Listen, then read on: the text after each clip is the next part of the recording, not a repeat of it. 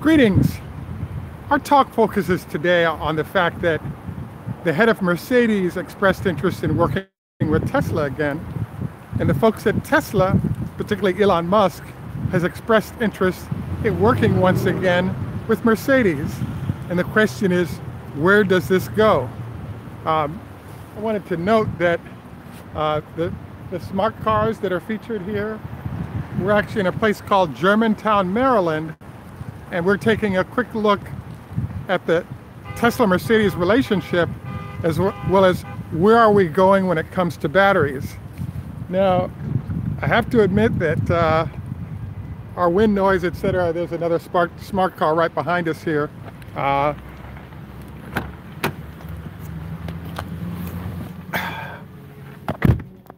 Greetings. This is Greg for Teslafaninsight. Thanks once again for joining us. If this is the first time on our channel, please take time to like and subscribe. If you're a repeat visitor, welcome back. All of you who come on, please note that we can see when you say hello, but viewers have asked that we not acknowledge until after the show. That way it doesn't affect the flow of what our conversation is about. As you could see, I decided I really wanted to shoot a video in front of a Mercedes dealership here in the United States, because it kind of fits the theme of the show, and the two companies have a somewhat of a tortured working relationship, you know, that I thought is a big part of the conversation of how and why Elon Musk is doing what he's doing. There are two parts to today's conversation. The first part is just reviewing recent statements made by the CEOs of both companies, and then beyond that, we're going to move into what's going on in the next step of the process for electric vehicles for both Daimler-Benz as well as for the folks at Tesla, especially regarding this working relationship. I wanted to also note to you, for the early viewers, you won't see it, but our thumbnail today is going to actually be a picture of one of the Tesla service vans. That's actually a Daimler-Benz Sprinter van that has been converted so they can go out and do on-site repairs. As you could hear before I sat in the car, the wind noise is up high. I wanted to make sure that that noise didn't impact our ability to get the show's details across effectively. So basically what's happening right now is, about 2 weeks ago, this was early November of 2018, the CEO of Daimler-Benz had indicated that he looked forward to the possibility of once again working with Tesla and Elon Musk. There's a problem that popped up, which was, it turns out that Daimler-Benz was one of the companies that helped keep Tesla in business with both work on a couple of different vehicles, as well as selling them batteries for other vehicles they were working on. Tesla owned a share of the company.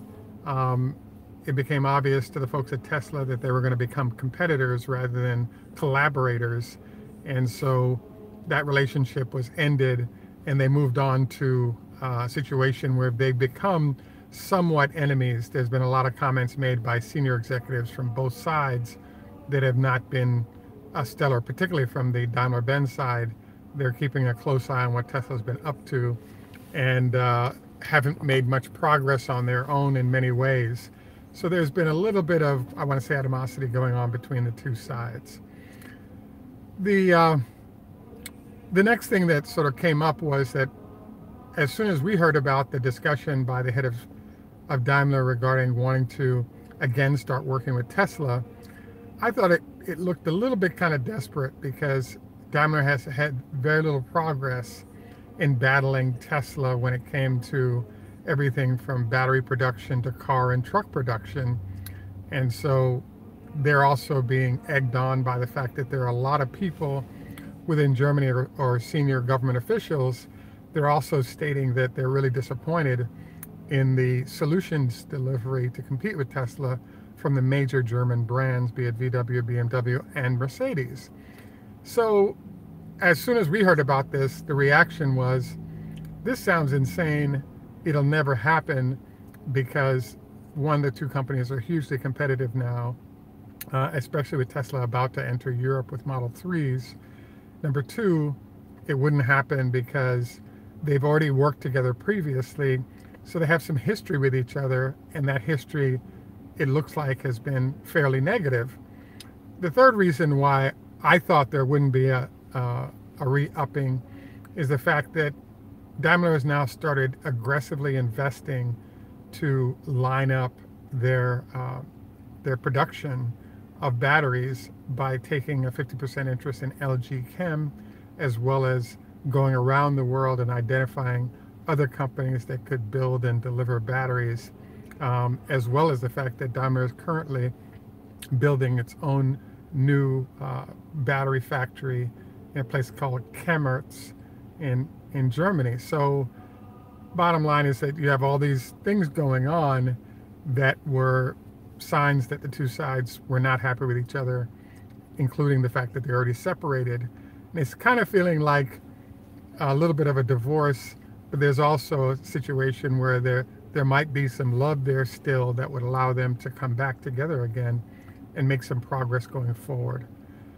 So in this context, we were skeptical of anything happening, and then Elon Musk announced yesterday by Twitter that he was open to work with Daimler-Benz on their Sprinter van. Now, this is an interesting move. I definitely can see why Tesla is interested in this.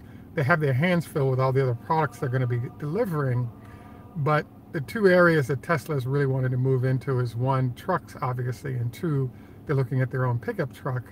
But right now, Tesla has a series of service vehicles that they're using to service on the road their cars that are out there.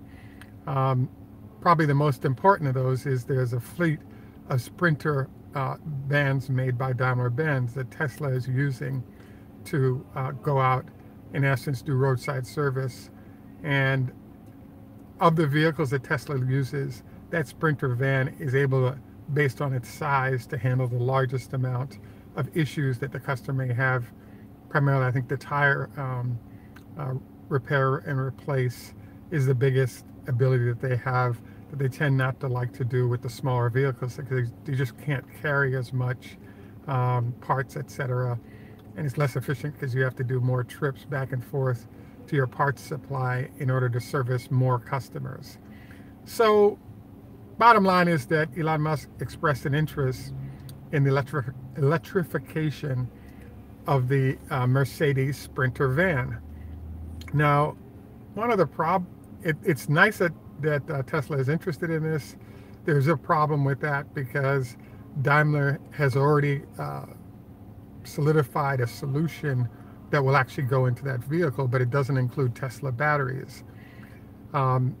It's possible that Daimler might go for this because the solution they have clearly, in my mind, will not have the range or other capabilities that the Tesla van would have if it had Tesla motors and battery in it. And so it'll be interesting to see if this occurs. Our assessment is that this solution seems kind of nutty because, one, Daimler already has a solution that it's pulling together for its electric vans. But there's a second reason, which is that the problem that Daimler is having is not with vans. It's with trucks, and the fact that the solutions in cars and vans, etc., is somewhat easy for them to complete. Where the problem pops up is that they don't have a solution when it comes to trucks.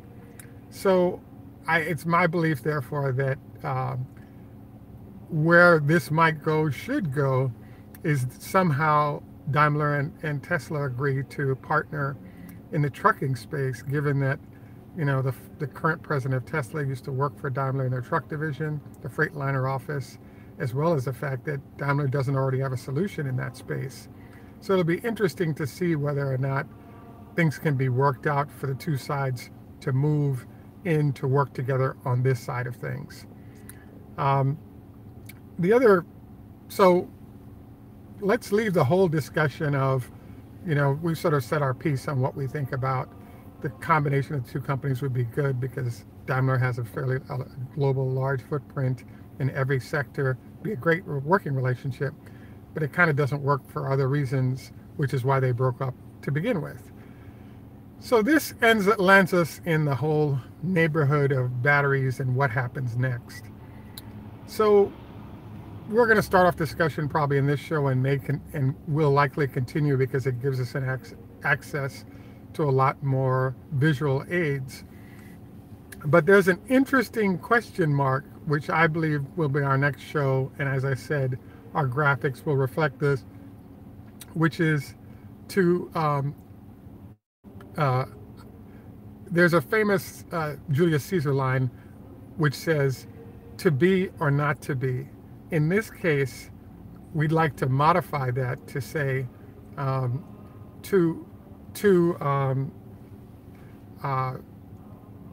nature of, there's an issue going on, which is the cheapest way to do a lithium-ion battery is in a battery pack. So the question is to pack or not to pack. That is the question. So what this is about is the fact that if you do a battery pack, it's actually a good idea for a few reasons. Number one, it's cheaper than if you work with the batteries that Tesla is working with, in terms of the metal jackets are expensive. Number two, because it's cheaper, the batteries, which represent almost 50% of the cost of a car, can be lowered, so it's more efficient. So it does have that cheapness factor, but it has one big Achilles heel, and that is that the larger, so if you have 4 or 5 battery packs in a battery, when that battery needs to cool down, you have to cool down a fairly large area, and that makes it harder to be efficient. So therefore, parts of the battery could remain overheated as you both expand the use of the battery pack, as well as put heat back in as you reignite it with electricity. So basically, the solution that most have come up with is to follow Tesla's lead by producing small batteries that can be more easily managed when it came to temperatures. So fast forward to over the last couple of years to now, LG Chem is providing the batteries that go into the I-Pace Jaguar, VW, Renault. All these different companies are rolling with LG Chem. Well, it turns out that LG Chem has a new battery pack which has 456 modules. So the contrast is that Tesla has 4,000 individual batteries. Great point, Jerry. Swelling of the battery pack is also an issue also. But basically, LG Chem has come up with a hybrid version of the packs that they're using that's kind of midpoint between the old battery packs and the new, what Tesla does with its batteries. And these packs, in theory, are going to work because it's a hybrid of the two types. There are more individual cells, but not as many as having individual small batteries. And now you have LG Chem suggesting that, hey, these can be supercharged just like the regular batteries without any overheating issues or damage to the battery. Nobody's really tested this out in the road in real use yet by users, but it's a bit of a revolution, and I think it represents a stair step towards the large organizations out there being able to compete with Tesla. In particular, the fact was that the regular old packs could not take supercharging because of too much heat, and therefore the battery would be destroyed. So we now have a new competitor on the landscape that's going to start competing with Tesla, and it'll be interesting to see how this all works out. My take on things is that if Tesla has been researching this for 15 years and has determined it's better to do small batteries because you can control heating, cooling, etc., to maintain the life of the battery, I have to admit, until Tesla is disproven on their process, I'm going to roll with Tesla as being the best solution from a battery temperature management standpoint. And clearly Jaguar, BMW, or even Mercedes would not be using these packs unless they actually got the job done that they're claiming. But I would say that the LG Chem solution has to be called into question, because the fact of the matter is that nobody's seen them on the road yet in large quantities. and then the specs have been flying over all over the place. So what I'm really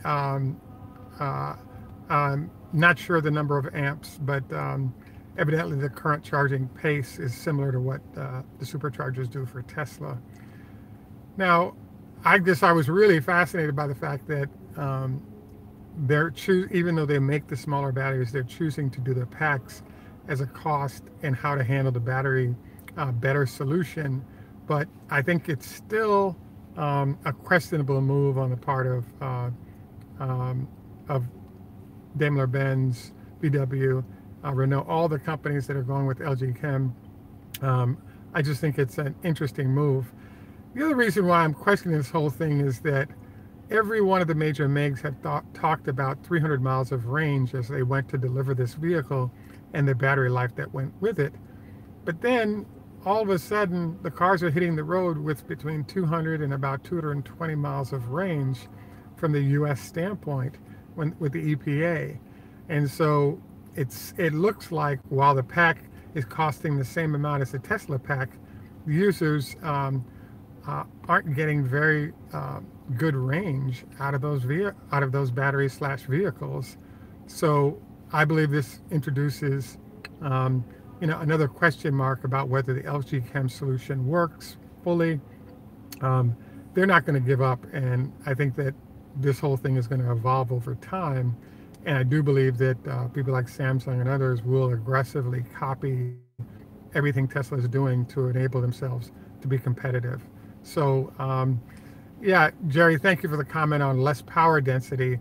I believe that's the problem, is that while they're able to build a pack, they don't have as much power density as Tesla is enjoying with the process they're doing. So they're gonna have to make some changes to actually kind of make that work.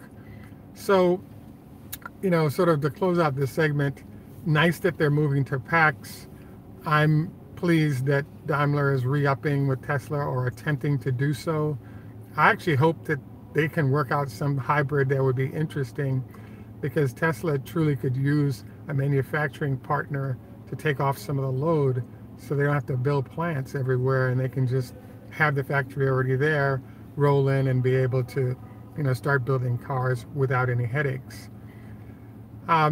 We typically try to end around this time, but I did want to sneak into what won't end up being perhaps a whole show, but there's something that I've been intrigued by, which is the process of Tesla becoming a major corporation is going to require them to build and stock parts warehouses in several parts of the country and the world as their next step. I wanted to mention this because one of my favorite companies to study and their cars is a company called Toyota. There was an incident in the northeast of the United States about 4 years ago where there's a gentleman who crashed. He had an accident on the road, and he left the scene of the accident because I think he was drunk driving, and he had a Toyota pickup truck.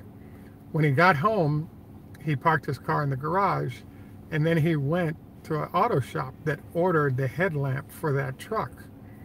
So what happened is that when they ordered the headlamp, they sent a note to the Toyota parts facility, someplace I believe in New Jersey, and that part was then sent to the body shop, and the repair of the truck was made. So when the police wanted to find out which truck had actually been in this accident, they simply went to the parts warehouse for Toyota and found the shop and subsequently the individual that had the car.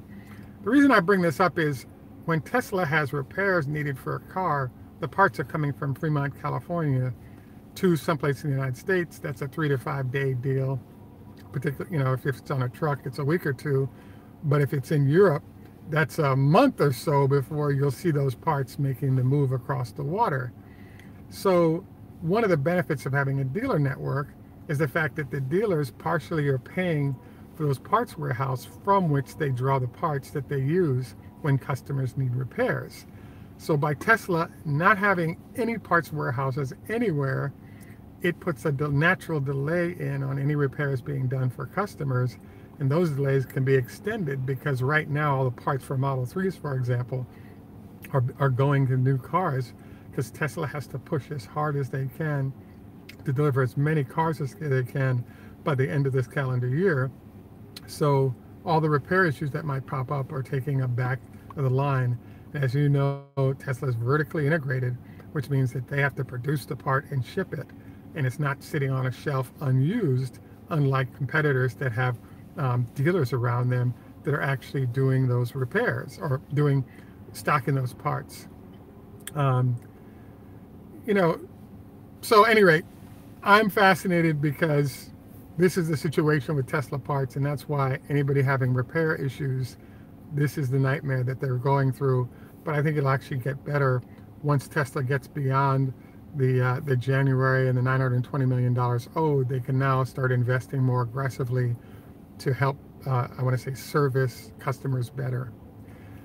So I wanted to finish up today. Jerry asked a question regarding solar panels on top of the car and the impact that would have, potentially reducing the costs and the amount of charging. Anything is possible. The challenge is that the top of the car has a small surface area, and this would work partially, but the other challenge you have is there's a certain amount of cost for that solution currently, and given the impact of that on top of car area, it's just too low an amount of surface area to make it viable right now, even though in the future I think that this is going to be something that's going to be done, perhaps building some kind of solar panels into the windows and roof, allows the whole surface of the vehicle to be part of using solar to provide some energy to the car. So I think that's entirely possible, but right now it ain't happening, and the cost, it isn't cost justified to doing so. Any rate, I want to thank, we're sort of winding down our show in terms of how we usually handle. I want to wish all of you a happy holidays, both Thanksgiving and Christmas. It'll be interesting to see. As you saw, Tesla stock price was up strong yesterday as we predicted. It's really showing sympathy to the market by being down pre-market today, and we look forward to see what happens next. Wanted to note that I ran into a physical therapist today, and she suggested if you're in your car a lot, put a tennis ball in your lower back for a couple of minutes as a way to release your hips. And also you might want to, if you're in your office at your desktop, take the same tennis ball and try running your bare foot across it, and that allows you to get some relaxation of the muscles in your legs via that route. Another reminder, I just did my 20 leg lifts as we talked about. I encourage you to do that as well. A half-hour walk wouldn't be a bad idea. Omega-3 taking might also be something to consider. I have to admit that our next show, which we plan for tomorrow, allows us to jump into some new ideas relative to the Tesla semi-truck, and I look forward to diving into that with our next show. This is Greg for Teslafaninsight. Just a reminder, we do have ads. We'd appreciate if you just take some time to put a couple of, allow 10 seconds of the ad to run before you jump out of it, as well as we're on Patreon. Could you support there if possible? This is Greg for Teslafaninsight. I'm actually going to jump out of the car and show you guys around a little bit the dealership here, Euro Motors, in a place called Germantown, Maryland. What's really interesting about this dealership is there's a limited number of dealerships in the United States that are taking smart cars that are now made all electric. Wow. Oh, good job on the turkey there, Jerry, inexpensively. So we're going to finish up with just a little bit. Just wanted to say tschüss, German au revoir, Lehitrot, Hoda Hafez, Farvel, Adios. And in Jamaica, we're saying enough respect, man. So we're just going to take a look around at the dealership here on the way out. Oh, yeah.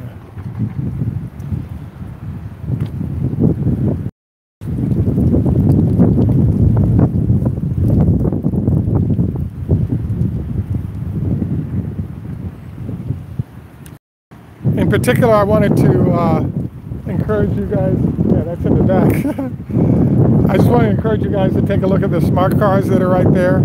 And